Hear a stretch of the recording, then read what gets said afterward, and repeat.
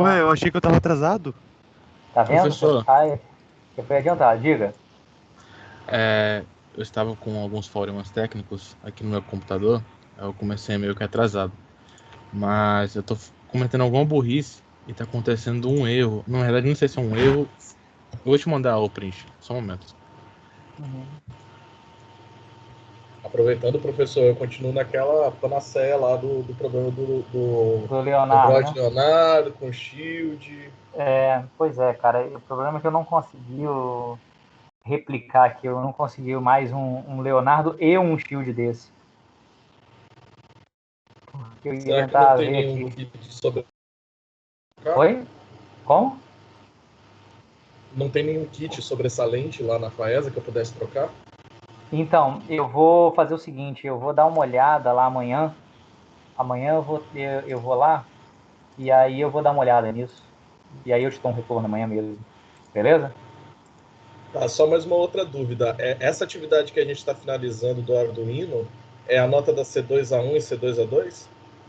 É a nota da C2. É porque na verdade eu acabei invertendo um pouco. Ela vai ser a nota da C2. É porque hoje em dia está a C2A1 e A2. E aí eu vou mudar, vai ser diferente. Vai ser a C2, vai ter só uma, que é a junção da A1 com a 2. E na C3 é que eu vou dividir ela em duas. Entendeu? Mas é Ah, isso aí que você tá. vai Você falando. colocou. É que você deu 0,1 de nota lá, eu entrei em desespero. Não, eu botei 0,1 só porque assim, porque a gente teoricamente já passou do prazo de lançar. E aí, se eu deixar sem preencher, aí vão me encher o saco, porque, pô, você não preencheu ainda dentro da data, não sei o que e tal. Então, botei 0,1. É orientação até do próprio coordenação, entendeu? Falou assim, ó, se os alunos estão sabendo que é porque eles estão entregando algum trabalho, alguma coisa e que está demorando mais, não tem problema. Mas põe 0,1, porque senão você vai entrar nos relatórios aí que você não preencheu, entendeu? Aí eu Uhum. taquei 0,1 de cima e embaixo só para não ficar zerado. Ah, não, É só para beleza. isso. Só para ficar mais tranquilo também. Não, Professor, pode ficar mandei no tranquilo. chat a imagem. Eu vi aqui Não agora. sei se eu assinei o tópico errado, algo do tipo. A própria coordenação fala como burlar ela mesma. Não, não é ela, é porque isso é um relatório que vem de cima, vem da reitoria, coisa assim. E isso não na verdade, não é, é porque é o seguinte, o objetivo é para ver se tem, por exemplo, desses relatórios, é para ver se tem professor que está demorando muito a dar uma prova, uma coisa assim, entendeu? E aí, o que acontece? Às vezes acontece de gente de ficar, acontece, né, em uma disciplina ou outra, de chegar no final do período, o cara tem que fazer duas provas quase que seguidas uma da outra, porque não fez ainda, entendeu? Ou então o professor deu uma prova e demora até o final do semestre, isso é o mais comum, aliás. Tem professor que dá a prova e demora até o final do semestre para poder entregar a correção das provas. Então, só no final do semestre que ele lança as notas todas. E aí os alunos não sabem como é que estão, entendeu? Então, é para evitar esse tipo de situação. Agora, quando você está com trabalho, está indo um pouco mais e tal, aí eles falam como o relatório, né, que tira para a faculdade inteira, não é só para os cursos de computação, tira para a faculdade inteira. Você não dá para você ver cada particularidade, ó, se for um caso desse, coloca 0,1 de cima e embaixo, que pelo menos você não aparece lá, entendeu?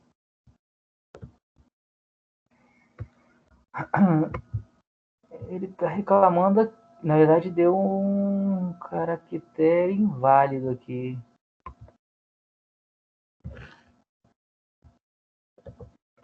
Tá vendo que se você olhar aí na tela do VirtualBox, né, ele está falando um invalid, caractere inválido na sintaxe. Eu acho que essa aspas que você está usando tem uma coisa errada com ela. Você digitou isso aí ou você copiou de algum lugar e colou?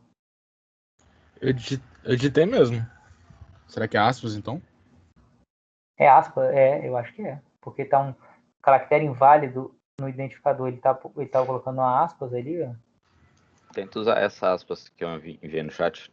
Dá um É Ctrl porque C, Ctrl V nela. essa aspas parece que essa aspas tá uma aspa que é diferente, assim, aquela aspas de Word, por exemplo, que abre e fecha aspas, que Ela não é fica um pra cima e caractere, pra baixo. Ah, não é um entendi. caractere Vou tentar ver aqui. padrão. Ela não é um caractere padrão, assim, tipo do Notepad, entendeu? Você pode digitar uma aspas no Notepad, copiar e colar, ou então copiar e colar essa aí que ele enviou. E substitui todas as aspas aí por isso, que aí deve dar certo. Na verdade, a gente tem como acertar isso se a gente fizer o programinha o Python aí que recebe as coisas, se a gente fizer ele validando tudo, olhando tudo se dá certo ou não, ele não valida nada. Se tem coisa errada, por exemplo, ele dá erro e para de funcionar. Mas, assim, não é o ideal, mas também é porque a gente está fazendo, você está testando na mão.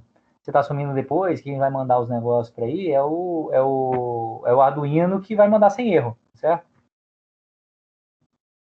Sim, isso mesmo.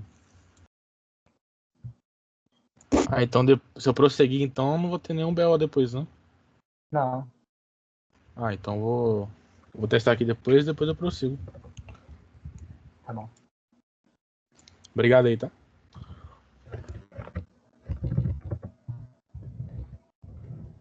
Bom, pessoal, vamos avançar um pouquinho?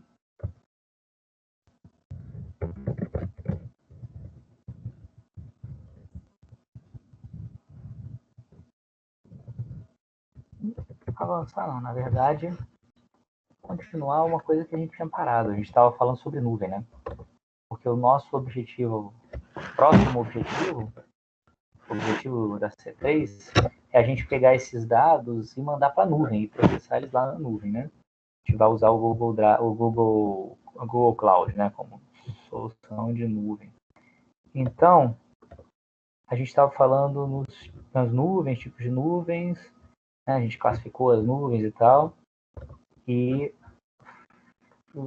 aqui, e aí a gente estava falando, eu falei já, né, sobre a nuvem da AWS, se eu não me engano, as soluções da AWS para IoT. E falei também sobre as soluções da Azure para IoT, né? Ficou faltando falar do Google Cloud, que é justamente o que a gente vai usar. Então, vou falar isso agora, só para a gente avançar um pouquinho aqui. Vou pegar aqui agora. A gente vai avançar, né? Vai começar a falar sobre nuvem, vai ver as soluções de IoT para nuvem, vai começar depois a pegar a prática aí da nuvem, mas isso não impede que, se vocês ainda estiverem fazendo sobre a parte anterior, né? A parte prática e anterior, que a gente parou na aula passada, porque vocês ainda possam tirar dúvida comigo pelo WhatsApp, ou até um pouquinho aqui na aula, rapidinho, tipo agora. Só não vou poder dedicar a aula inteira a isso, mas via WhatsApp, ou um pedacinho da aula, assim, igual essa do começo agora, sem problema nenhum. Vamos lá, então. Eu falei sobre os outros tipos de nuvem, eu vou falar sobre o Google Cloud, que é o que a gente vai usar, foi lançado em 2008, e, na verdade, quando eles montaram o Google Cloud, eles já tinham uma infraestrutura, né? Que era onde rodava o YouTube, onde rodava o buscador deles e tal. Eles já tinham esses data centers espalhados pelo mundo, né? Então, eles simplesmente pegaram esses data centers, deram uma crescida neles e começaram a oferecer serviços de nuvem para qualquer pessoa, né? Eles já tinham esses serviços para eles mesmos, os serviços internos deles, né? Que eles ofereciam. E aí eles começaram a oferecer para qualquer um poder botar o seu serviço, tipo a Netflix da vida, ou qualquer empresa, qualquer coisa, né? Aí tem serviços de computação, de armazenamento de dados, análise de dados, aprendizagem de máquina e IoT também, que é o que a gente vai falar aqui. Especificamente falando de IoT, esse daqui é um diagramazinho que eles mesmos, o Google Cloud fornece, a Google fornece, explicando um pouco sobre a relação entre os vários serviços que eles têm, né, no Google Cloud. E aí a gente vai falar sobre cada um deles e a gente vai usar vários deles aí, né, para a gente construir uma solução baseada em nuvem.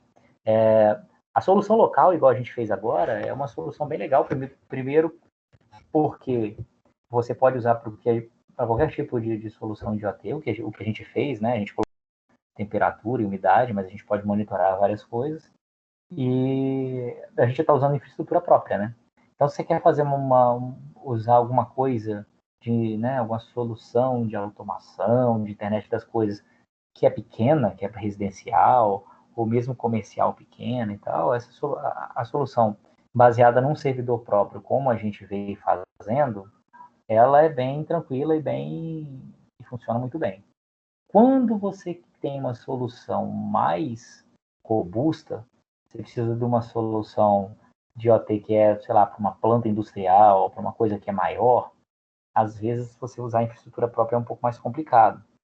Você tem muitos sensores, você tem muitas coisas que avaliar, e aí às vezes você tem muito dado sendo gerado, né? Um volume de dados muito grande, e aí você armazenar isso tudo localmente às vezes é complicado, e aí as soluções de nuvem entram justamente para você armazenar histórico de dados, para você poder até visualizar os dados, e para você também, muitas vezes, poder fazer análises utilizando alguns modelos de aprendizado de máquina, né? Machine Learning, de inteligência artificial, para você poder aprender melhor sobre o seu processo produtivo, por exemplo, e propor melhorias para ele. Propor automaticamente, né? Com o próprio aprendizado de máquina, você vai vendo em que condições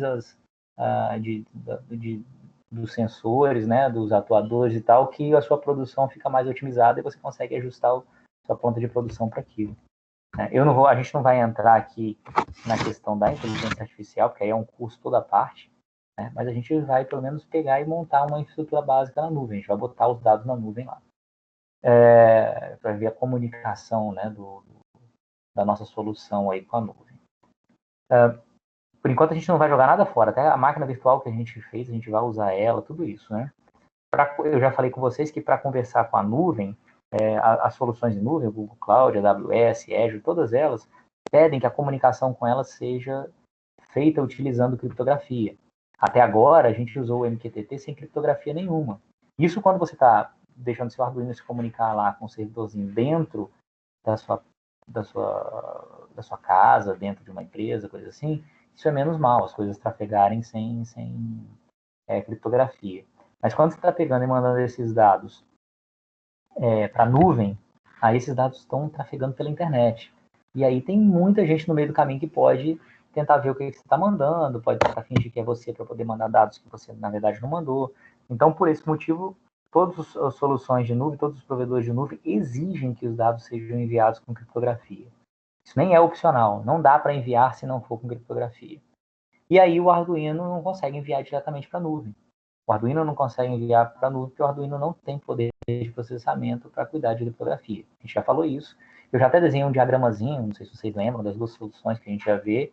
Essa agora é a segunda. A primeira é o Arduino mandando direto para o servidor. Agora, o Arduino vai mandar para o nosso servidorzinho lá, né, que está na máquina virtual, e o servidorzinho nosso na máquina virtual que vai mandar para a nuvem. Porque o servidor ele vai receber usando o MQTT que a gente já tem lá, só que a gente vai ter um outro programa em Python. A gente tem um programa em Python que lê os dados do MQTT e armazena no banco de dados. Agora a gente vai ter um programa em Python que lê os dados do MQTT e manda para a nuvem.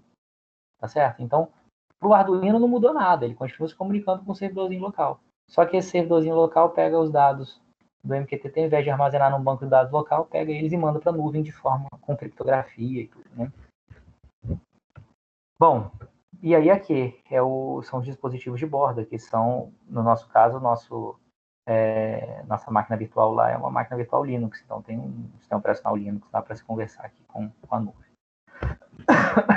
Eles fornecem uma solução também, que é o Cloud IoT Edge, que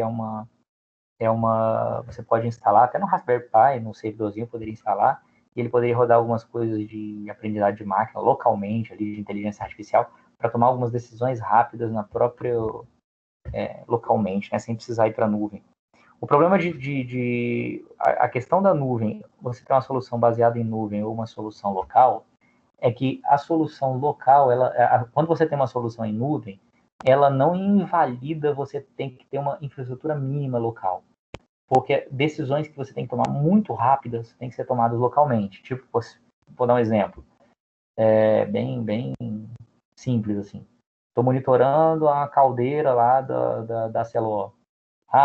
Pressão e temperatura subiram mais do que não sei o que lá, eu tenho que acionar uma válvula lá para poder diminuir uma pressão, para, sei lá, desligar o alto-forno, sei lá, fazer alguma coisa assim. Essa decisão tem que ser tomada localmente, porque ela tem que ser rápida. Quando você manda um dado para a nuvem, você está mandando o dado pela internet para a nuvem, para ser processado lá. Isso pode demorar vários segundos. E vários segundos podem ser cruciais em diversos sistemas, né? Falei no controle na caldeira, mas imagina também o controle de uma usina nuclear. Esses controles mais, assim, emergenciais, eles têm que ser feitos localmente. E para a nuvem, quando você manda para a nuvem, serve para você armazenar os dados e também precisa usar o poder computacional dela para você avaliar os dados históricos e poder fazer ajustes no seu processo produtivo, que são ajustes que você pode fazer agora, você pode fazer daqui a uma hora, daqui a um dia, que não vai mudar muita coisa. São ajustes para tentar otimizar o seu processo produtivo. Então, se você otimizar agora ou daqui a um dia, a diferença é que se você otimizar agora, você vai ter uma produtividade maior durante as próximas 24 horas. Se você só ajustar daqui a um dia, você vai ficar essas 24 horas fora do estado ótimo, vamos dizer assim, da melhor forma de produzir alguma coisa. Então, não chega a ser um problema, certo? Então, quando 24 horas eu exagerei bastante, né? Mas às vezes tem decisões que podem demorar ali alguns minutos, né? Você precisa de dados históricos de alguns minutos para poder avaliar o que está acontecendo, né? Então, essas soluções em nuvem são para decisões de mais longo prazo, né? Da ordem aí de segundos, minutos ou até horas, e não ali de milissegundos. Então, aqui eu tenho os meus sensores que podem mandar aqui para um sistema operacional Linux, que pode mandar para a nuvem, que é o nosso caso, ou então a gente pode ter algumas decisões aqui locais. E aí a gente vai falar sobre essas soluções aqui que existem, cada uma delas na nuvem, né? Já falei aqui, né, sobre o TensorFlow, né, que é o Edge, lá tem o TensorFlow. O TensorFlow é um framework, é uma biblioteca para o desenvolvimento de soluções de aprendizado de máquina, né, que foi desenvolvido pelo Google, que é muito usado. O pessoal que mexe com a aprendizagem de máquina, muita gente usa o TensorFlow, que é uma solução gratuita da Google, né? E tem esse TensorFlow Lite, que é para você rodar em dispositivos mais simples, tipo um Raspberry Pi. Né? E aí, quando você manda esses dados para a nuvem, que eles vão via MQTT mesmo, mas com criptografia, eles chegam nesse IoT Core. O Cloud IoT Core é o que lá no AWS chama de IoT Hub e tal. Ele é o núcleo, né? Ele é o cara que recebe todo mundo, recebe os dados, né? Utilizando o MQTT ou usando HTTP também. A gente aqui no caso vai usar o MQTT. Ele recebe isso. Aqui a gente está olhando o IoT Core aqui dentro dele. Ele tem uma parte aqui para receber os dados via MQTT e tem um cara aqui que é um gerenciador dos dispositivos, né? Tem a parte de autenticação, para você ver se o dispositivo é ele mesmo que está mandando, monitoramento dos dispositivos e tal. E o Data Broker, que é o cara que vai pegar esses dados aqui e mandar para alguém. A gente vai falar depois. O gerenciador de dispositivo é que eu posso monitorar os dispositivos para você ter... para a gente ter certeza de que os dispositivos estão lá e estão funcionando como deveriam, né? E coisas desse tipo aí. Vamos lá. Bom, chegou, então, mas a gente basicamente vai pegar e vai mandar para o IoT Core. Então eu vou ter que configurar esse cara aqui. Depois que eu recebo desse cara aqui, eu mando para um cloud PubSub. PubSub é como se fosse um MQTT local. Ele recebe de MQTT e ele manda para um sistema de filas aqui, que é tipo um MQTT local, porque as soluções aqui elas podem receber dados desse cara. Então, eu recebo e mando para um cloud PubSub e para um determinado tópico lá, e aí eu posso ter algumas outras funcionalidades que recebem desse cara aqui. Então tem, por exemplo, Cloud Functions, que são algumas funções para processar os dados. Eu tenho o Dataflow, que serve para poder fazer um fluxo de dados e integrar esses dados e mandar eles.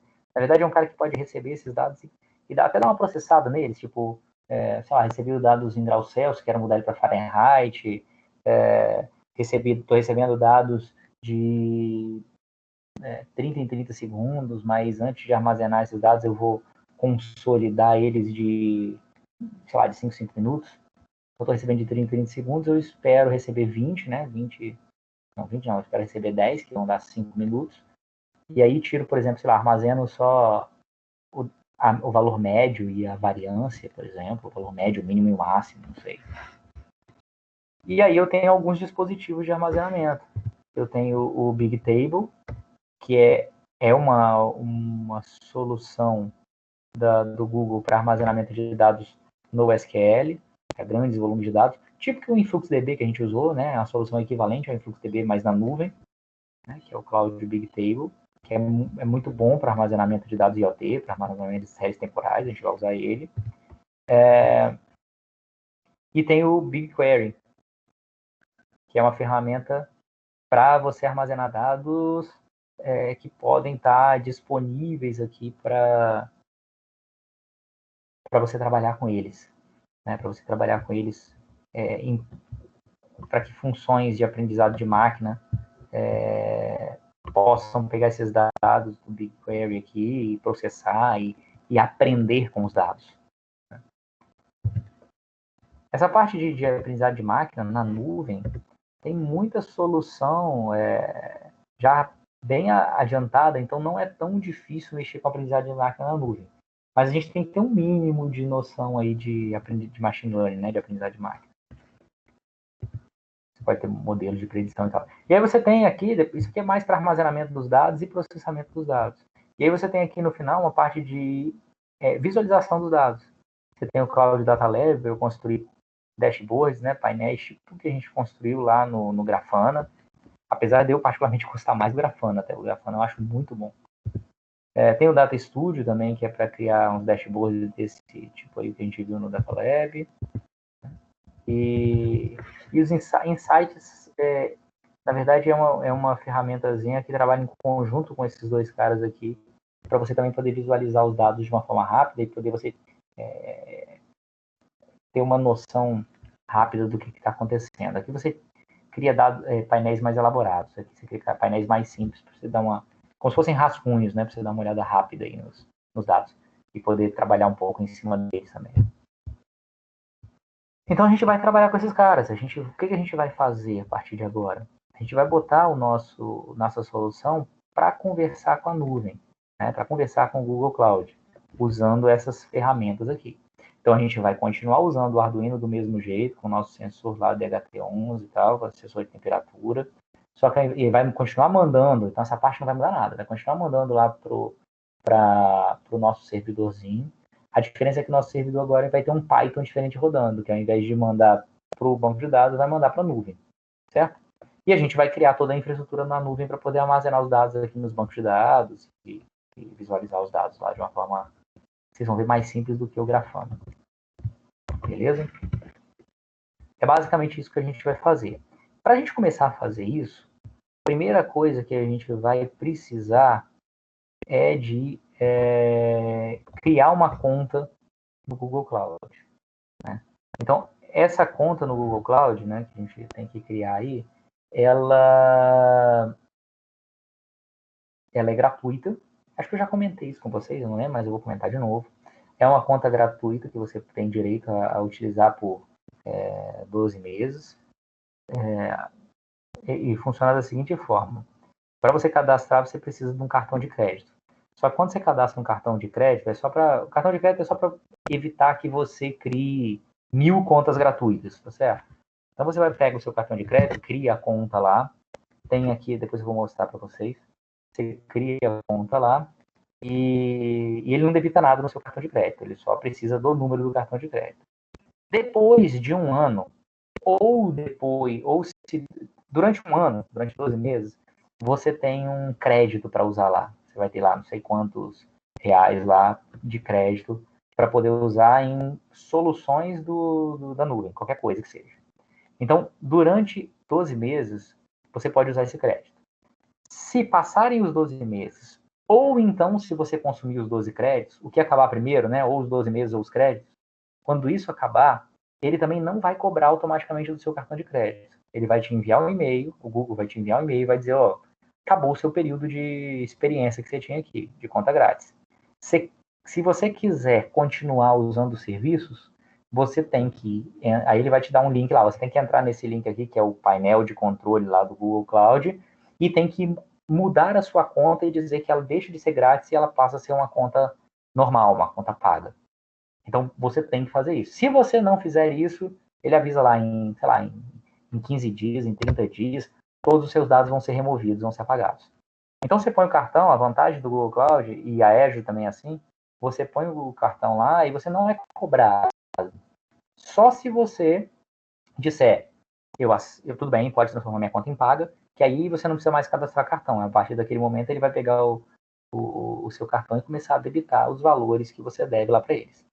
Certo? A Azure é assim, Google Cloud também. A AWS eu já tive alguns problemas. A AWS eu já tive problemas de você botar o cartão e você usar coisa que não fazia parte do pacote gratuito, ou então consumir todo o recurso e ele já começar a debitar no cartão. Então, a AWS eu não gosto muito de mexer com esse tipo de coisa, não. Mas na Azure no Google Cloud, nas duas eu tenho experiência de usar isso não sem problema nenhum. Às vezes, para quem tem, se eu não me engano, eu não tenho 100% de certeza não, mas se eu não me engano, para quem tem Arduino não, Android, né, celular Android, e tem já um cartão cadastrado no Android, né, lá no caso do Google Store, né, do Google Play lá, a Play Store, né, da Google, você, se eu não me engano, você pode usar essa mesma conta, você não precisa cadastrar um novo cartão. Eu acho que quando você cadastra lá, ele identifica, se você usar a sua conta do Google, ele identifica que você já tem um cartão cadastrado lá e ele fala, beleza, posso usar esse mesmo aqui? Se eu não me engano, faz isso aí. É isso aí, ó, são 90 dias, né? É verdade, não um ano não. Um ano acho que não, era um ano, é isso mesmo. Eles reduziram o tempo, mas pra gente é suficiente. A Azure era um ano, mudou para 30 dias. E o Google Cloud era um ano, mudou para 90 dias. É isso aí. É isso aí, tá vendo? Nenhuma cobrança automática. E acho que o Leandro tá vendo lá e tá repassando aqui. Nenhuma cobrança automática será feita após o término do período de teste gratuito. É isso aí, é para evitar que é um robô. Porque senão, o que acontece? Se eles não colocam um negócio desse, tem um monte de gente que ia criar robozinhos, ia criar programinhas, sistemas, que ia lá e ia criar 1000 contas gratuitas, e aí o cara ia poder criar, sei lá, um servidor em cada uma delas, 2 servidores em cada uma delas, o cara ia ter 2000 servidores e ia ter o serviço dele funcionando sem precisar pagar. Porque aí ele podia fazer isso, daqui a 90 dias ele criava mais 1000 contas, apagava as outras, copiava tudo de uma para outra, e o cara a vida inteira sem pagar nada. Então, para evitar esse tipo de coisa, o cara vai precisar, para fazer isso hoje em dia, o cara precisa de a cada 90 dias ter 1000 números de cartão de crédito, né? Aí, diferente, aí já fica mais complicado. O objetivo deles é só esse, né? Eles fazem isso para você ter o gostinho, para você ver como é que é, porque se um dia você for montar alguma coisa, você já conhece o ambiente deles. Né? Então a gente vai fazer isso. Lá no AVA, deixa eu ver aqui, mostrar aqui para vocês. Lá no AVA, a disciplina de OT, é bem intuitivo, tá? Para você criar uma conta lá. Mas, de qualquer forma, lá no AVA, na parte de laboratório, se eu não me engano, tem um documentozinho, tô entrando aqui, tá demorando, mas tem um documentozinho lá que dá o passo a passo para você criar a conta no Google Cloud. Pode ser que esteja uma coisa ou outra desatualizada, porque eu fiz isso ano passado, então, uma coisa ou outra. Eu acho que eu dei uma atualizada no ano passado. Então pode ter mudado uma coisa ou outra, mas já dá uma boa referência aí para fazer. Desde que eu consiga primeiro entrar, né? Bem, digitando o usuário errado não vai dar certo.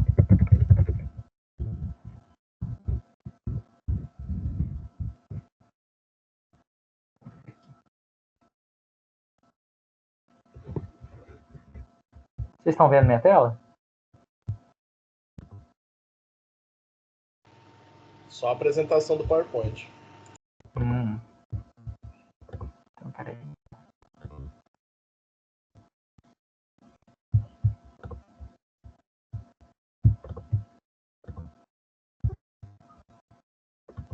Beleza. Então agora aqui, ó, lá na Internet das Coisas, em conteúdo,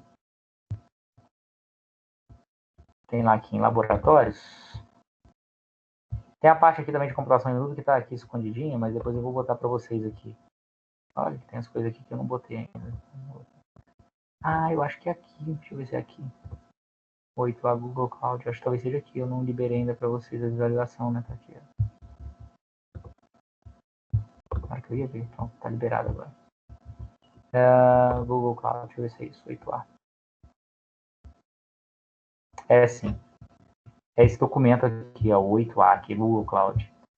Aí tá aqui, ó. Vai lá em cloud.google.com. Eu escolhi a opção Try Free para criar uma conta gratuita. Você vai precisar do número de cartão de crédito. Aí tem aqui, ó, se tem uma conta no Google, devido ao Android, por exemplo, você pode usar o mesmo perfil de pagamento. Se não tiver, você cria um fornecendo os dados e tal. Aí pronto, é só isso. É bem rapidinho. Criar é bem rápido. E depois disso, se você entrar lá nesse local aqui, cloud.google.com, né? A primeira vez que você entrar, ele vai falar, fazer um tour pelo console. Eu recomendo que você clique isso aqui uma vez. Ele vai mostrar o que é cada item do console, o que é isso, o que são esses ícones aqui da superior direita, parte superior direita, o que são esses menus. É legal clicar isso, que pelo menos você se ambienta no ambiente, né? Você se fica um pouco mais conhecendo um pouco melhor o ambiente com o qual a gente vai começar a trabalhar, certo? Então eu recomendo que vocês façam isso, né? E aí depois, a partir da próxima aula, eu estou falando próxima aula, não é porque eu vou acabar agora não, tá? É só porque a gente vai começar essa parte prática na próxima aula. Então, a partir da próxima aula, a gente vai partir para isso aqui, Laboratório de Arduino na nuvem. Parte 1, parte 2 e parte 3. Beleza? A gente vai montar uma infraestruturazinha na nuvem. Bom,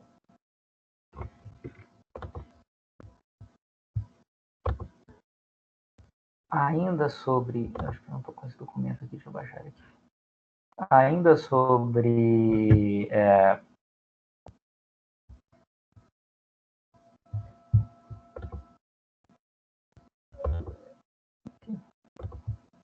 Ainda sobre essa parte da comunicação com a nuvem, uma coisa que é bastante importante, que nem eu já falei com vocês aí na comunicação com a nuvem, é a segurança. Tá certo? Até agora, a gente não estava muito preocupado com segurança. A gente não estava muito preocupado com criptografia, por exemplo, e tal. Então, a gente vai começar a estar preocupado agora. E aí vai entrar no nosso vocabulário e a gente vai começar a mexer com algumas ferramentas, alguns conceitos. A gente vai falar em certificado, a gente vai falar em criptografia, a gente vai falar em algumas coisas desse tipo, em alguns itens aí. Então, antes da gente falar sobre isso, né? Antes que a gente entre no uso dessas coisas todas, a gente vai... Eu vou falar um pouco também em algumas questões, né, da teoria aqui de segurança de informação. Então a gente vai falar alguma coisa sobre segurança de informação. Não vai ser a gente não vai ser um curso completo de segurança de informação, obviamente, mas a gente vai falar pelo menos sobre alguns conceitos, para a gente entender um pouco sobre alguns conceitos que vão ser importantes, porque a gente vai utilizá-los nas nossas soluções aí de OT na nuvem, né? Então, não vou falar em criptografia sem a gente, pelo menos, ter visto e saber entender o que é criptografia. A gente está falando nesse começo aqui, eu estou falando só em migração dos dados para a nuvem, né? E sobre o fato das soluções estarem indo cada vez mais para a nuvem, né? Muitas empresas têm migrado os serviços para a nuvem até para não depender de uma infraestrutura muito complexa própria, né? Se você é uma empresa não tão grande, principalmente, se você é uma empresa não muito grande, às vezes você não tem como ter uma equipe de TI local muito grande, muita gente e tal, você não tem como contratar todo mundo, você não tem como ficar gerenciando infraestrutura, essas coisas, então você coloca vários serviços na nuvem porque é uma forma de você terceirizar esse problema, né? E aí você vai ter alguém de TI só para gerenciar os dados na nuvem. Então é menos gente para gerenciar as coisas, é mais garantia de que tudo vai estar funcionando. Se você é uma empresa grande também, por outro lado, você às vezes tem muitos serviços para lidar, com os quais você tem que lidar. E aí, pelo menos, não todos, mas às vezes uma parte desses serviços, às vezes serviços que não são tão críticos e tal, você acaba colocando na nuvem também para poder sua equipe de TI se focar naquilo que é mais importante para sua empresa. né? E aí coisas que não são tanto assim, você vai acabar colocando na nuvem. Ou serviços em que a demanda oscila muito, né? Que nem eu já falei com vocês, a gente tem a questão da elasticidade nas soluções em nuvem, né? Ou seja, você consegue criar mais servidores para atender os serviços que estão tendo um crescimento de demanda muito rápido. E se tiver uma redução na demanda também muito rápida, você consegue parar de usar esses servidores e destruir esses servidores de uma forma muito rápida, né? E você paga só por aquilo que você está usando. Então, de maneira geral, as pessoas têm ido muito para a nuvem.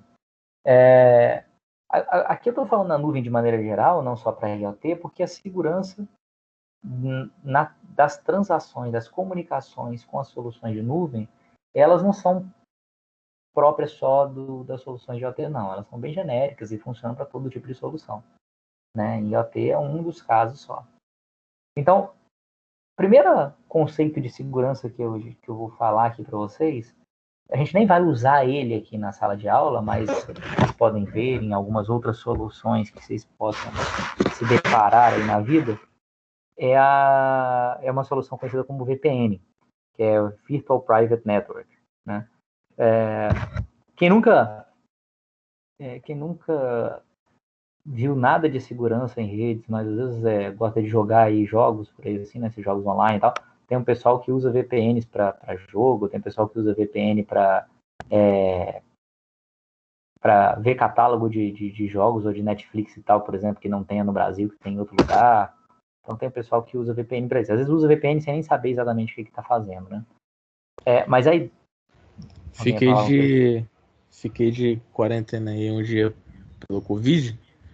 Aí o TI lá instalou o VPN no meu computador para mim conseguir acessar o sistema da empresa de casa. É isso aí, é o mesmo esquema. É isso aí, para usar a rede do trabalho, é isso aí. Mas a solução de VPN é exatamente para isso. A ideia da VPN é você criar é como se você tem uma empresa, uma rede que você tem que acessar ela, né? Por exemplo, vou dar o exemplo que a gente está passando aí, que vocês estão em casa, por exemplo, e aí tem que acessar a rede da empresa, certo? Tem duas formas de você acessar a rede da sua empresa. Uma delas é você puxar um cabo da sua empresa até a sua casa. Não é muito prático, né? Mas você poderia pegar, puxar um cabo da minha empresa da empresa até a minha casa, e aí pronto. Posso trafegar os dados por aí sem perigo nenhum, né? Porque é um cabo que ninguém vai ver o que está passando pelo cabo. Uma outra solução é acessar a minha empresa pela internet, sem segurança nenhuma e tal, o que não é uma solução válida. A primeira não é válida por uma questão, até lógico, né? Não dá para você passar um cabo da empresa para sua casa. Até dá, tá? Você não precisa você mesmo passar um cabo, mas você pode contratar de uma operadora. Muitas operadoras aí de telefonia, de internet e tal, se você quiser, você contrata. Eles chamam um canal dedicado. Eles passam um cabo da sua casa até o local da empresa lá, só que vão cobrar uma grana violenta para isso aí, né? Você tem um link dedicado para sua empresa, um canal dedicado. Uma outra solução é você já assim, a sua empresa está ligada, a empresa que você trabalha está ligada na internet. A sua casa também está ligada na internet. Poxa, vamos usar a internet para trafegar os dados da minha casa até a empresa, da empresa até a minha casa. O problema é que a internet é pública, então se eu estiver trabalhando, passando os dados pela internet direto, alguém no meio do caminho pode ver que eu estou trabalhando, as planilhas que eu estou acessando, né? E aí não é legal. Então, antes de você trabalhar assim remotamente na empresa, você estabelece uma VPN, que é uma Virtual Private Network, entre a sua casa e a empresa. Uma VPN pode ser estabelecida entre dois computadores. Você pode estabelecer uma VPN do computador da sua casa para o computador da casa de um amigo seu. Ela pode ser estabelecida entre um computador e uma rede, para você ligar o seu computador na rede do trabalho, por exemplo, e você trabalhar no seu computador como se ele estivesse lá dentro da rede da sua empresa. Ou então você pode usar uma VPN para ligar duas redes, para que duas redes que, por exemplo, a rede inteira da sua casa esteja ligado na rede inteira do seu trabalho. E aí qualquer computador na rede da sua casa, ele vai acessar como se ele estivesse dentro da sua empresa, né? Dá para fazer qualquer essas três soluções. A que a gente está vendo mais aí na época de quarentena e tal, é você ligar um computador a uma rede. Você liga o computador daqui, porque eu tenho em casa, por exemplo, a rede do meu trabalho. Certo? Então, a ideia é você fazer com que, vou falar uma palavra, uma frase aí bonita e um pouco mais técnica, fazer com que o tráfego que saia, o tráfego, né, que são os dados que saiam desse computador seu, eles trafeguem entre o seu computador e a rede corporativa, a rede da sua empresa, através de um túnel IPsec. Né? Só falei assim, eu vou explicar o que é isso. Isso é de simples configuração e exige um dispositivo de VPN na rede corporativa. Então, por exemplo, você consegue acessar através de uma VPN a rede da sua empresa, porque você tem um software que faz a VPN dentro da sua máquina, você teve que instalar lá a VPN na sua máquina, que é o software que faz a VPN na sua máquina, e na empresa você tem normalmente um dispositivo de VPN, que é um computadorzinho dedicado para receber as conexões VPNs dos funcionários que estão em casa, certo? Então a ideia da VPN é isso aqui, ó, é que você tem o seu computador, você tem o escritório, e ele estabelece uma conexão entre o seu computador e o escritório através de um túnel VPN que ele chama, que é através a informação vai criptografada, né, vai com criptografia do seu computador para o escritório e do escritório para o seu computador. A ideia é o seguinte, sempre que você manda dados na internet, os dados que você manda, quaisquer que sejam, eles vão dentro de mensagens na rede, né? Então, essas mensagens, que são pacotes de dados, na verdade é o seguinte, quando você pega e manda um arquivo de um lado para o outro, né? Esse arquivo ele é dividido em vários pedacinhos para caber dentro dos pacotes de dados. Normalmente, usual aí, um pacote de dados ele tem em torno de 1.500 bytes. Então, você tem um arquivo de vários megas, ele vai ocupar milhares de pacotinhos desses, milhares de mensagens. Por que se faz isso? Se faz isso, se divide em vários pedacinhos por vários motivos. Um dos motivos é que quando você está transmitindo um dado pela rede, agora eu não estou falando nem de segurança, não, estou falando de funcionamento de uma rede normal. Quando você manda um dado pela rede, acontece de vez em quando de ter erro de transmissão e você ter que reenviar o dado. Então, se eu pegasse o meu arquivo de 1 GB e mandasse ele num pacotão de 1 GB todo para o destino, e se chegasse no destino de alguma forma descobrisse que houve erro de transmissão, ele ia ter que pedir para você mandar 1 GB todo de novo. Tem um bit errado, tem que mandar tudo de novo.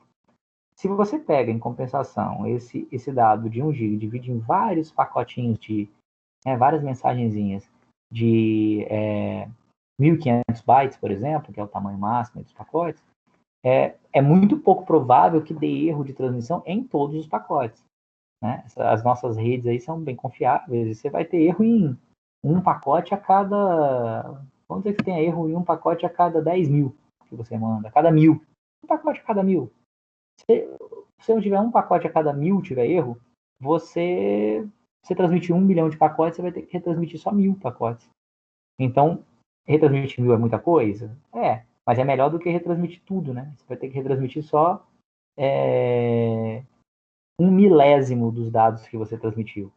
Tá certo? Então, quando você divide em pacotinhos menores, você tem uma transmissão mais eficiente, porque se tiver algum erro de transmissão, você tem que retransmitir só aquele pedacinho que deu erro e não o todo. Tá certo?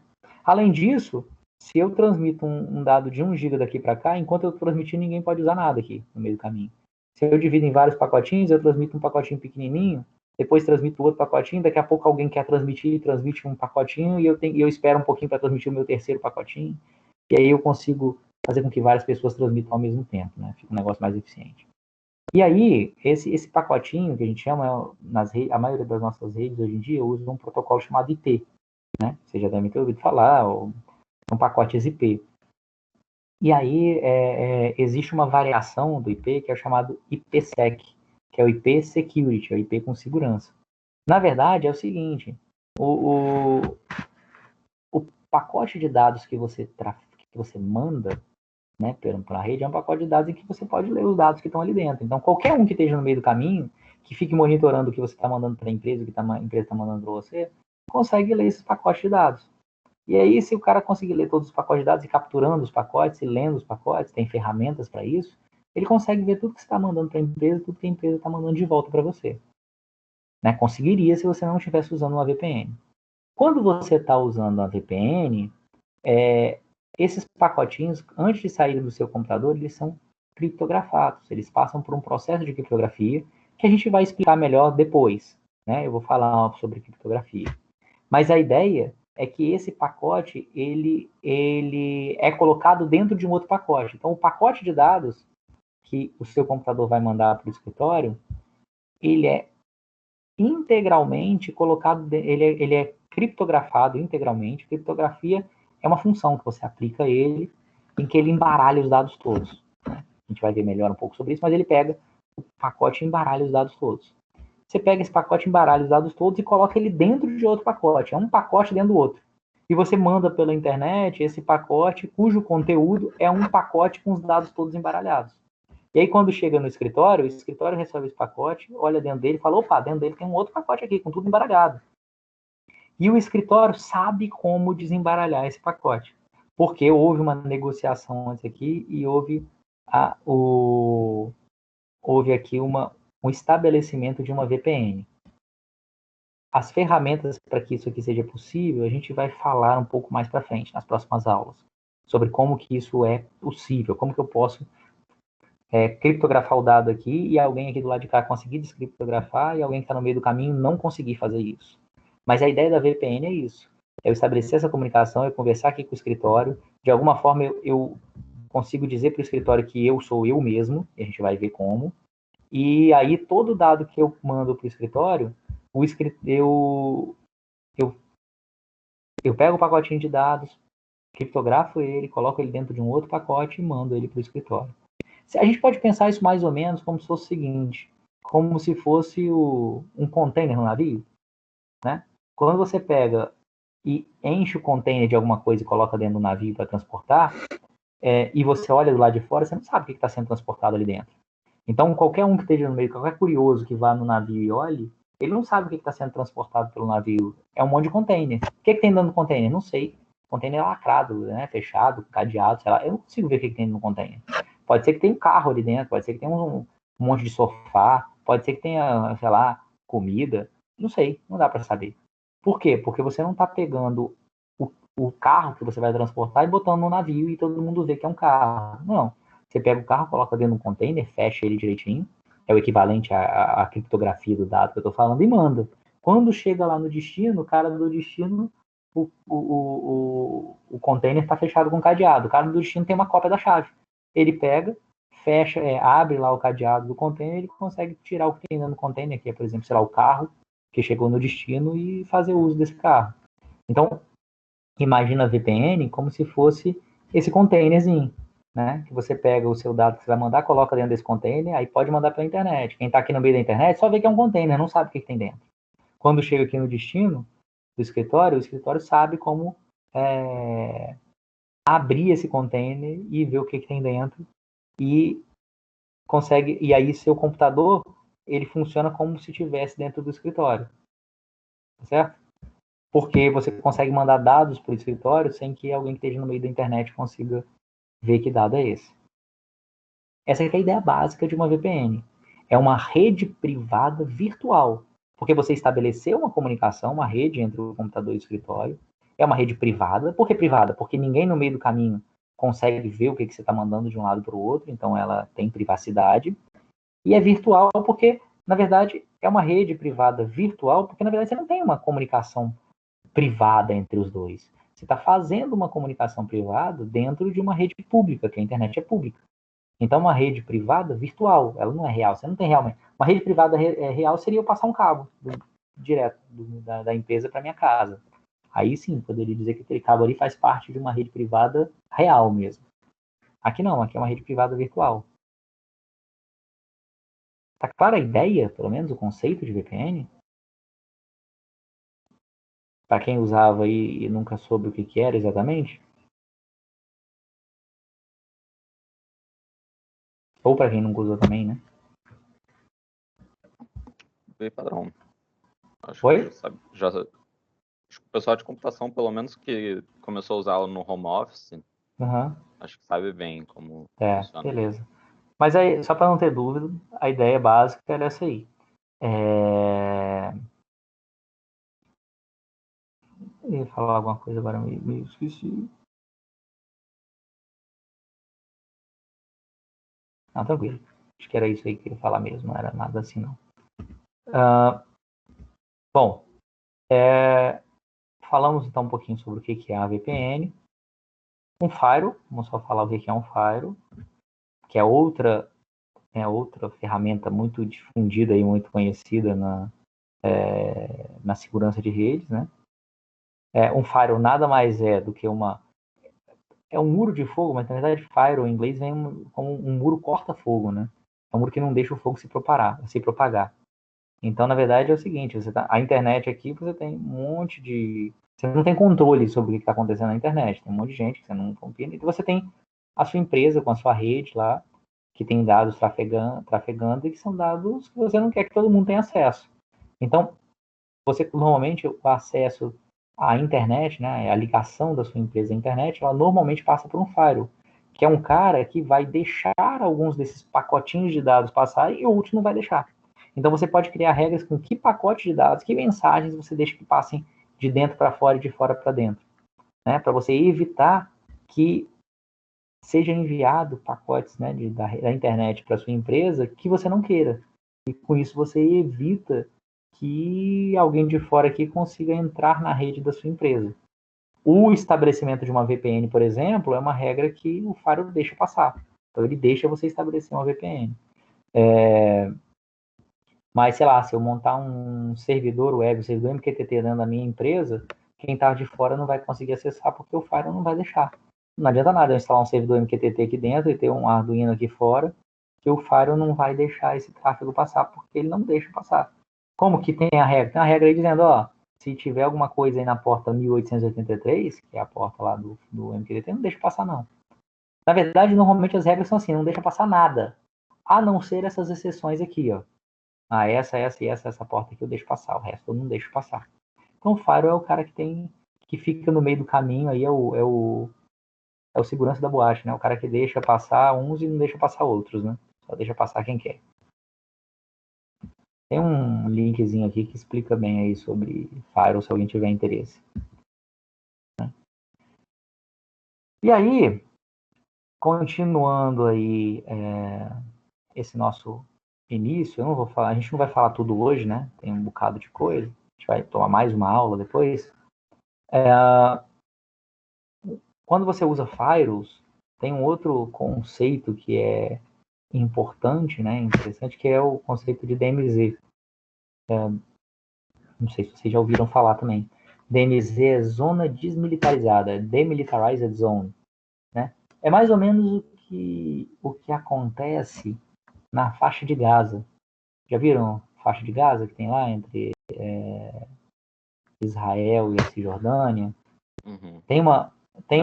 Acho que a Coreia do Norte e a Coreia do Sul também tem. Coreia do Sul também tem uma faixa assim. Entre a Índia e o Paquistão também tem, se eu não me engano. Normalmente é uma faixa desmilitarizada, é uma faixa entre países que tem conflito entre eles. Então é o seguinte, você tem o seguinte, eu tenho dois países que têm conflito entre eles e que tem uma fronteira lá. Então você delimita uma faixa e fala assim, ó, nessa faixa aqui, que é uma parte de um país e uma parte do outro, é uma zona desmilitarizada, é uma zona que a gente tem acordo aqui para a gente não ter exército nessa região. Não tem arma, não tem soldado, não tem nada. Para que isso? É só para ter uma distância entre os países. Evitar, por exemplo, que ali na fronteira um guarda sem querer olhe para o outro meio de olha, acha alguma coisa estranha que o cara fez e passe fogo e começa um conflito porque um cara suspeitou que o outro ia atirar e atirou primeiro. Né? Então, a zona desmilitarizada é justamente para você evitar esses conflitos aí por mal entendidos, né? Então, você cria essa zona que não é que é uma zona, tranquilo, tô na zona desmilitarizada, posso ficar aqui numa boa, não. Normalmente é uma zona meio complicada porque está entre dois países que têm conflitos. Mas você tenta diminuir um pouco a tensão ali naquela zona porque você não tem exércitos naquela zona ali por uma questão de acordos pré-estabelecidos, né? Então a DMZ é uma coisa um pouco parecida com isso. quando eu tenho um Fire, eu tenho uma internet aqui onde ninguém é de ninguém, onde aqui tem um monte de gente, tem tráfego normal e tal, mas também tem um monte de gente querendo invadir os sistemas. Né? Então, como é que um cara consegue invadir um sistema de uma empresa? Ou porque a empresa não tem um Fire, hoje em dia, muito pouco comum isso, na maioria das empresas já tem logo um Fire lá, ou então porque um cara aqui, ele descobre uma falha nesse Fire, ele descobre que esse Fire tem alguma falha, tem alguma coisa que não está funcionando legal. E aí ele descobre uma falha e ele consegue usar essa falha para poder passar para a rede interna, mesmo não podendo, teoricamente. E outra é o seguinte, às vezes a empresa coloca aqui dentro um servidor web, por exemplo. A empresa tem lá uma página web e tal, e coloca o servidor web aqui. Ou então o servidor MQTT lá, botou aqui e tal, e aí alguém aqui descobre que tem isso aqui dentro da empresa, que é um servidor web, por exemplo, e olha lá, esse servidor web aí desse cara eu sei que tem uma falha. Então ele acessa o servidor web, porque o Fire deixa um servidor web, o tráfego para o servidor web passar, e ele usa uma falha do servidor web para, por exemplo, conseguir virar administrador dessa máquina. É muito comum esses servidores web, de banco de dados. Volta e meia alguém descobriu uma falha que permite que o cara vire administrador da máquina. E aí ele continua mandando requisições para o servidor web, que o Fire acha que é só ele estar querendo acessar algumas páginas, mas no fundo ele está mandando uns comandos aqui para poder serem executados aqui como se fosse administrador. E aí esse cara, se ele conseguiu invadir uma máquina de dentro da rede, aí dentro da rede já não tem segurança, porque a segurança é o Fire. Se ele já está aqui dentro, ele já consegue invadir o banco de dados, já consegue invadir as outras coisas todas. Então o Fire por si só, não ele é bom, mas por si só ele não é uma garantia total de que você vai ter segurança dentro da sua empresa. Quando você cria uma DMZ, o que você faz? Tem a internet, onde aqui ninguém é de ninguém, e você tem um firewall, e atrás do firewall você tem a rede da sua empresa. Mais ou menos. Ao invés de você botar a rede da sua empresa, você coloca algumas máquinas, alguns servidores dentro de uma, que a gente chama de uma DMZ. E aí depois você tem outro firewall, e aí sim você tem a rede interna da sua empresa. Então, entre a internet, que ninguém é de ninguém, e a sua empresa, em que os dados estão bem controlados e você não quer que ninguém acesse, você cria uma redezinha aqui, que é uma rede da DMZ, que não é tão segura quanto a sua rede interna, nem tão insegura quanto a internet. Ela tem um firewall aqui, e ela tem um outro firewall aqui.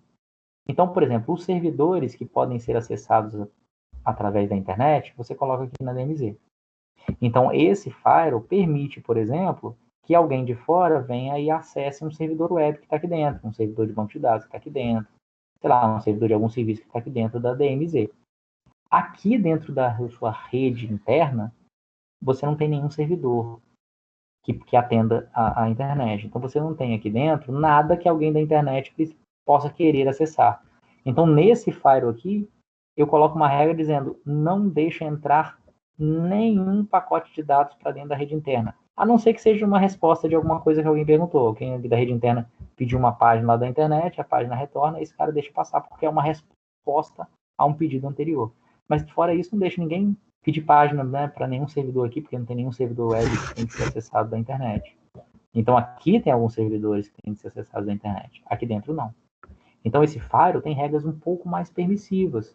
Deixa alguém aqui da internet poder acessar esse cara.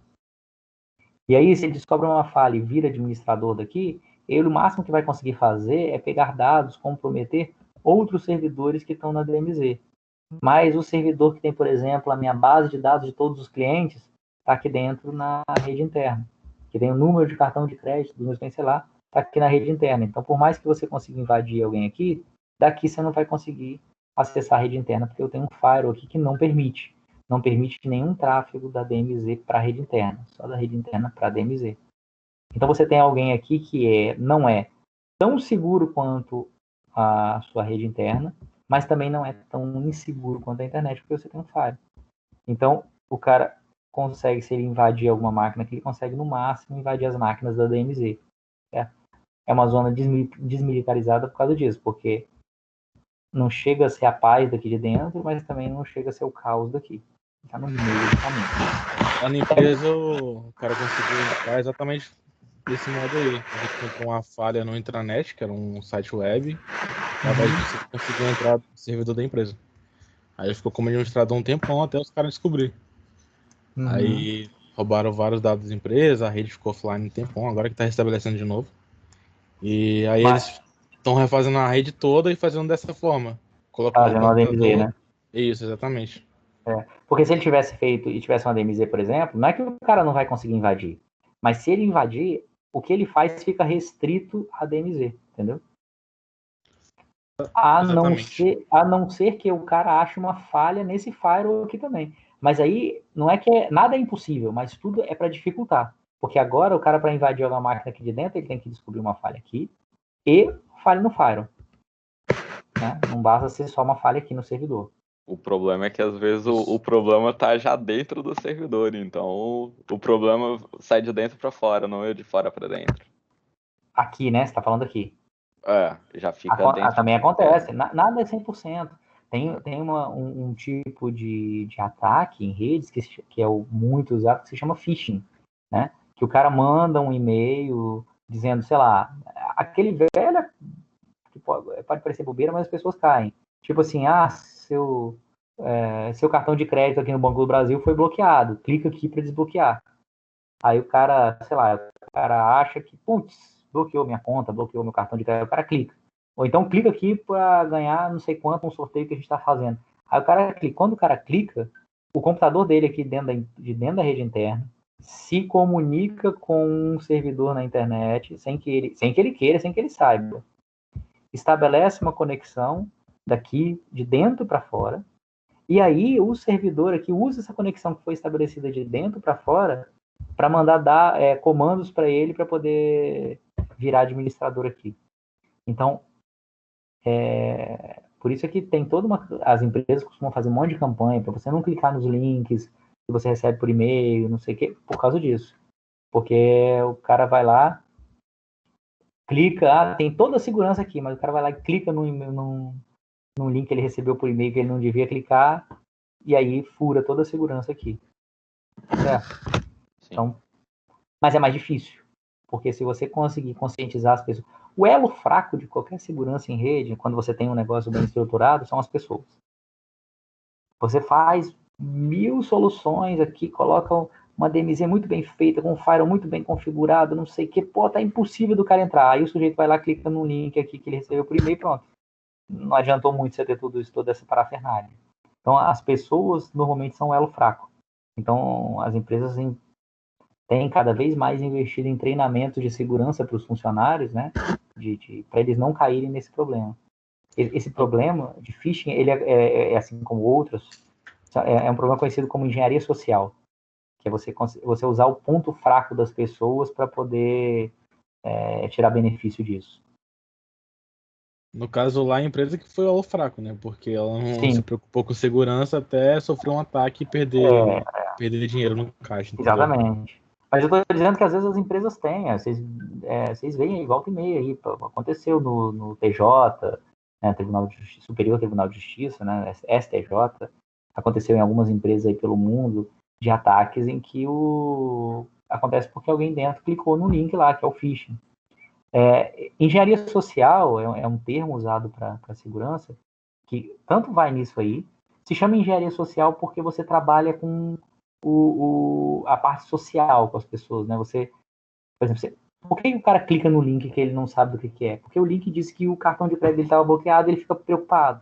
Porque o link diz que ele está com o nome sujo no SPC, ele clica aqui para você limpar, e aí o cara acha que vai clicar. Ou então, nós estamos fazendo um sorteio aqui de R$5.000. Se você clicar aqui e se cadastrar, você pode ganhar, entendeu? Então, os caras usam ele isso. Ele acha que a Netflix ele vai ser suspensa, igual chegou no meu e-mail ontem. Exatamente, se a Netflix vai ser suspensa. E a Netflix é suspensa e era para apertar no link lá. Clica aqui que aí você aperta, vai acontecer. Aí o cara clica, né? Exatamente. E aí ferra tudo.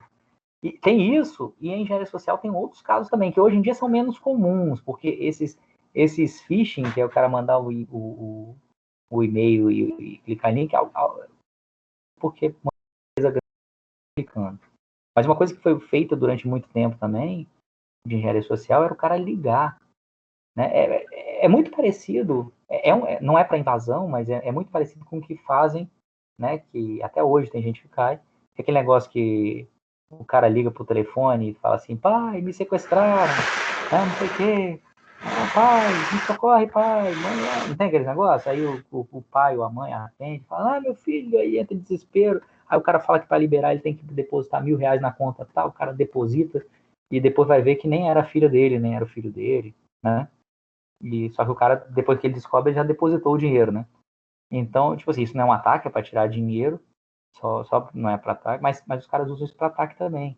Teve casos já aí no mundo que tá, pô, a empresa tinha tudo beleza, ninguém clicava em nada, porque phishing ninguém fazia, todo mundo já estava bem treinado, mas aí o cara pegava e ligava descobria o telefone de um ramal dentro da empresa, ligava pro ramal dentro da empresa, e ligava pro cara e falou, ó, eu sou aqui o fulano de tal do departamento de TI, a gente estava com um problema, sei lá, em algumas senhas, não sei o que e tal. Então eu tô precisando confirmar com você aí qual é o seu usuário. Ah, qual é o seu usuário? Aí o cara fala usuário, tá, tô vendo aqui, você tá dentro da lista dos usuários com problema, não sei o que e tal. Qual é a sua senha para eu confirmar aqui para ver se não tá certo? Aí o cara às vezes falava, eu tô falando aqui muito rápido, mas às vezes o cara passa uma lábia de minutos lá e tal, e o cara se sente à vontade para falar a senha dele, por exemplo. Pronto, o cara já conseguiu o login e a senha, certo? E aí, claro que ele precisa de mais um monte de coisa, mas aí numa dessa aí, por exemplo, ele já conseguiu o login e senha de alguém. E isso também é um tipo de engenharia social, né? As empresas têm tentado combater muito isso, porque isso aí não adianta nada, você ter toda a infraestrutura de segurança aí e as pessoas entregarem as coisas assim de mão beijada, que tudo que eu tô falando aqui pode parecer que é besteira, mas não é. As pessoas caem nisso ainda e fazem isso. Basta que tenha alguém com a lábia boa do outro lado lá que convença a pessoa que ela tem que fazer aquilo mesmo. Até esse negócio que eu tô falando tem até combinação, tem, né, do phishing com o outro. O cara fala, eu sou aqui do departamento de TI, eu tô fazendo um teste, eu preciso ver, não sei o quê. Faz o seguinte, eu vou te mandar um e-mail agora com um link para você testar uma coisa aí, não sei o que e tal. O cara, não, pois não, pá, manda aí e tal. Aí o cara manda o e-mail. Qual é seu e-mail só para eu confirmar então? Aí o cara manda o e-mail. Aí o cara fala, pô, esse e-mail não tem problema, né? Veio de dentro da empresa, eu posso clicar. Aí o cara clica e aí ferrou. Então, os caras têm várias técnicas aí para ludibriar, né? Para poder fazer você achar que tá tudo bem e não tá, né?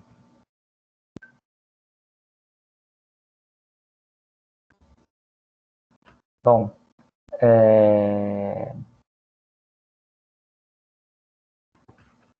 vamos lá. Então a ideia de DMZ é essa aí, né? Como o colega já falou aí, né? O colega de vocês deu depoimento dele já, que na empresa justamente que não tinha isso, os caras voltaram atrás e começaram a fazer isso. É muito comum, inclusive, usarem um firewall aqui. Aí é um pouco mais de paranoia, mas o pessoal de segurança é meio paranoico. Os caras costumam usar um firewall aqui de uma marca, né, de um fornecedor, e usar aqui outro firewall de outro fornecedor. Porque se um cara conseguir invadir esse firewall aqui, por exemplo, e for o mesmo desse firewall aqui, pô, se ele conseguir achar uma falha aqui, uma brecha qualquer de segurança, ele vai achar uma brecha aqui também. Se forem de fornecedores diferentes, se ele achar uma brecha aqui, agora ele tem que achar uma brecha aqui, porque se esse aqui bloquear, esse aqui vai ser outro, né? Se esse aqui não bloquear, desculpa, esse aqui vai bloquear, porque é outro. Então é comum ainda você colocar firewalls diferentes aqui.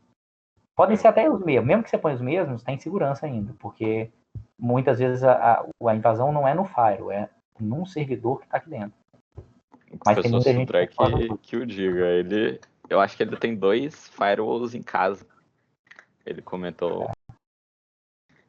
Eu tinha isso aqui em casa. Hoje em dia eu já afrouxei um pouco aqui por relapso mesmo, que eu já mudei as configurações de rede, mas eu tinha exatamente isso aqui em casa. Eu tinha uma DMZ com 2 firewalls diferentes mesmo.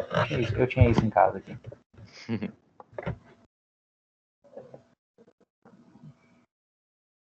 Porque eu tinha aqui no meio, aqui na DMZ, eu tinha um Raspberry Pi com um servidor web, umas coisas que eu acessava da internet. E aqui nessa interna aqui eram minhas máquinas de dentro de casa.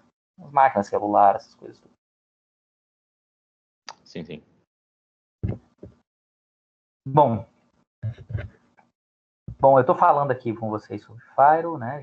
Firewall e DMZ é mais tranquilo de entender. Falei um pouco sobre VPN, mas para a gente entender melhor como é que as coisas acontecem aqui na VPN, como é que os dados são embaralhados, a gente tem que falar um pouquinho sobre criptografia. E aí eu vou só dar uma pincelada aqui, porque aí eu vou deixar para a próxima aula, porque é um assunto um pouco mais... O tempinho que a gente tem aqui não dá tempo da gente falar, não. Então, eu vou falar muito corrido, vai ficar um pouquinho complicado. Eu vou explicar só rapidamente isso aqui, só para dar um gostinho para a próxima aula. A gente vai falar sobre criptografia, né, que é essa forma de embaralhar os textos, e aí a gente vai falar sobre dois tipos, né, que é a criptografia simétrica e assimétrica. Os dois são muito usados, os dois têm uso muito particular, tem os seus objetivos muito claros, e a gente usa os dois, e usa até às vezes combinação dos dois, né? A criptografia simétrica é aquela que você depende de uma chave, uma senha, que quem faz a criptografia e quem faz a decriptografia, os dois têm que conhecer a mesma senha. E você tem a assimétrica, em que você tem, na verdade, um par de senhas. Se você criptografa com uma senha, você só descriptografa com a outra senha. Então, você não tem uma senha para decriptografar e a mesma senha para decriptografar, uma senha para criptografar e a mesma senha para decriptografar. Você tem senhas diferentes para criptografar e decriptografar. E aí tem usos para isso. Por isso chama a chave assimétrica. É simétrico porque há uma simetria entre a criptografia e a decriptografia. E a assimétrica não há uma simetria. Você usa uma chave para criptografar, outra chave para decriptografar. A gente vai entender isso, vai entender qual o uso dessas coisas aqui, né? Aí a gente vai entender um pouquinho para que serve o cadeadinho lá do banco que fecha.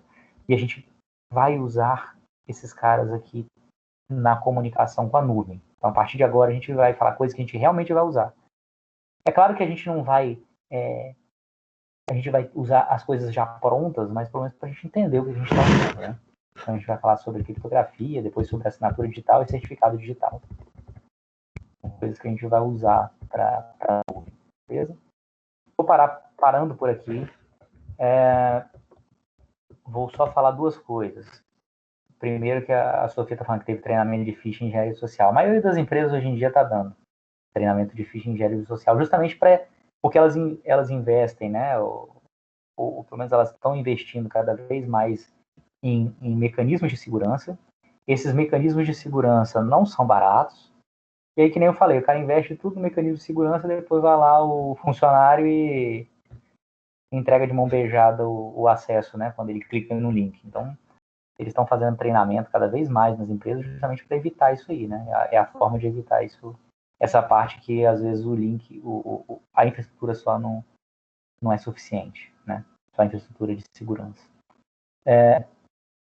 E eu vou pedir para vocês se cadastrarem no Google Cloud, tá certo? Para a gente começar a mexer lá também. Eu vou na próxima aula, quinta-feira, só acabar essa parte de segurança, para não deixar só para outra semana. Então, na quinta-feira eu vou acabar essa parte de segurança, para a gente depois, na terça-feira, já começar a mexer na nuvem já. Né? A gente já vai fazer algumas coisas práticas na nuvem. Então, quem não acabou essa parte anterior, acabe logo, por favor, para me enviar. Quem não deu conta de acabar, a gente já vai começar a nuvem, não tem problema. Uma coisa é meio independente da outra, tá? Não é continuidade, não. A única coisa que vai continuar é que a gente vai continuar usando o Arduino com um sensor de temperatura e tal, não sei o que, mas quem por acaso ficou um pouco atrasado, começou depois, dá para ir fazendo enquanto a gente está fazendo as coisas de nuvem também. Dá para ir levando os dois ao mesmo tempo, não se preocupem não. Como eu falei com vocês, eu estou mais preocupado que vocês façam do que vocês entreguem no prazo exato, né? O bom de entregar no prazo só é para as coisas não irem encavalando, você não tem, agora tem que fazer a nuvem, tem que fazer coisas do anterior também, mas não é que seja impossível, é só para você ter menos coisas ao mesmo tempo. Peço que vocês se cadastrem lá no Google Cloud. Tentem logo, se possível, antes da próxima aula, antes da quinta-feira, porque qualquer problema que vocês tiverem, na quinta-feira vocês podem falar, professor, não consegui por causa disso. Não tem muito por que não conseguir, não. Mas não conseguir por causa disso, daquilo, vocês ainda têm uma interação antes do que chegar no dia que a gente vai usar e não ter conseguido ainda, entendeu? Que seria na próxima terça-feira. Então peço que vocês se cadastrem logo lá no Cloud.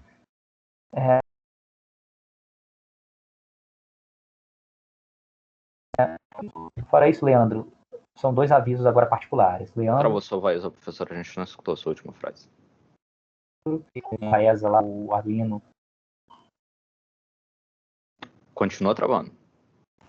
Não, falei só que são dos particulares. Alô, Alô, tá, agora estamos melhorou? Melhorou. Agora estamos te ouvindo. Tá, eu falei só que são 2. Eu falei para se cadastrar no Google Cloud, vocês ouviram, né? Sim. Sim, quando um pouquinho antes de você falar o nome do Leandro. Ah, não, eu falei só que eram 2 avisos agora particulares, assim.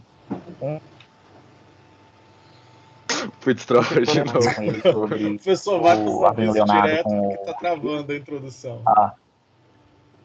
Tá. Pro Leandro, para poder que eu vou confirmar amanhã na Faz, vou ver se eu consigo montar o kitzinho dele lá aqui e testar, ou ver se tem algum kit adicional que ele possa pegar lá. E eu dou um retorno para ele. E a Sofia, eu tô devendo para ela umas coisas também, mas eu vou mandar agora para ela logo. Beleza, Sofia? No seu caso aí. Vou mandar para ela até amanhã, eu mando. Só isso. Professor, eu não tô usando o meu kit. Eu sou aquele caso que eu tenho meu próprio Arduino. Aham. Você quer ele de volta? Cara, seria uma boa. Você mora onde? Jardim da Penha. E Leandro, você mora onde? Vila Velha. Ah, então, porque senão o Leandro podia pegar com você, né? Mas. Aí, você pega. Ô, Leandro, se você estivesse lá na Faesa, como é que você pegaria? Não, se for o caso, eu preciso terminar o projeto, eu pego na casa do Arthur, se for o caso. Então, porque de repente vocês podiam conversar, você podia pegar lá. O seu ator, o que você tem aí? O kit que ficou com você é o quê? Eu tenho tudo aqui em casa. Não. O que você tem, tudo bem. Eu tô falando o kit que você disse que não vai usar e não vai precisar usar. A única coisa do kit que eu precisaria usar seria o sensor de temperatura que eu não tenho. Não, mas isso aí não tem problema. O protoboard, 3 ou 2 LEDs, 3 resistores, um monte de fiozinho e o Arduino e o cabo. Tá, mas o Arduino, qual o Arduino e qual é o Shield? Arduino... Putz, não vou saber o nome? Tem escrito atrás. Uno R3. É o Uno R3, então, isso aí já... Acho que já resolve. Já é diferente do meu. Então, o Leandro, você consegue combinar com o Arthur aí, de repente, de pegar com ele? Aí facilita também a vida. Tá, eu te mando O uma Vocês Arthur, dois depois a estão no gente grupo combina lá, no grupo do WhatsApp. Aí eu passo na sua casa e pego. já facilita bem. Já resolve. Porque aí você entra no caso padrão aí, que não tem como não funcionar, entendeu? Tomara. Aí eu precisaria só do sensor de temperatura. Você pode fornecer para ele. É só. Eu podia combinar o seguinte, o Leandro, se não fosse problema para você. Você, ao invés de pegar coisa com o Arthur, você troca. Leva o seu Arduino com o seu Shield e ele te dá o Arduino dele com o Shield. Para ficarem os kits direitinhos, entendeu? Aí depois, no final do semestre, quando eu pegar com o Arthur, eu pego o kit inteiro. Pode ser? Sem problema. Para mim não tem problema, não.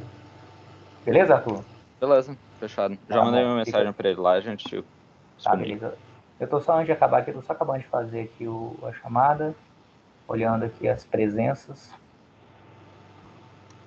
Só quem não tá aqui é o Érico. Professor? Diga, pode falar. Você tinha falado que para fazer conta no cloud precisava de um cartão, né? Isso. Ou se você, que nem eu falei, ou se você já tiver uma conta no Android, lá que você já tem um cartão cadastrado, normalmente você pode escolher lá essa mesma forma de pagamento, mas você precisa de um cartão. Não. A conta é gratuita? Você tá falando... a conta é gratuita. É isso aí. Então, é que eu nem precisei de cartão para fazer a conta. Então, provavelmente porque você já tem um Android e tem um cartão de crédito já cadastrado na sua conta Android. Eu não tenho cartão de crédito na minha conta Android. Não?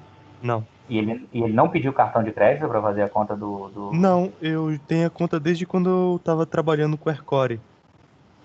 realidade aumentada. Uhum. Bom, se você não precisou e se funcionar, beleza. Você tem os créditos. Na época funcionou. Eu tô dentro aqui no Google Cloud aqui, eu acessando as coisas do API. Tá, se ele disser que tem um crédito aí direitinho, depois você dá uma olhada aí para ver no crédito lá. Eu te passo depois como é que você pode consultar se você tem crédito. Não é difícil, não. Eu acho que só de você ter uma conta no Android, ele já aceita.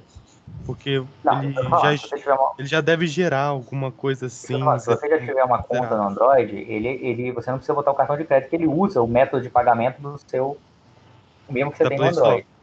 Da Play Store mesmo que não tenha cartão. E isso aí, quer dizer, porque na Play Store você tem cartão, né? Se você Não, mesmo que não. não tenha cartão cadastrado na Play Store, ele utiliza a sua conta na Play Store porque tem uma carteira. Pode ser, eu não tenho certeza 100% não, mas pode ser. Bom, vocês vão ver lá quando vocês cadastrarem. Se cadastrarem no Google Cloud. Beleza? Ok, eu já tenho aqui, eu Bom, posso acessar os APIs aqui de boa. tá. Vê se você tem. Só vê se você tem crédito. Eu vou. Já fiz a chamada, tá? Quem quiser aí tá liberado.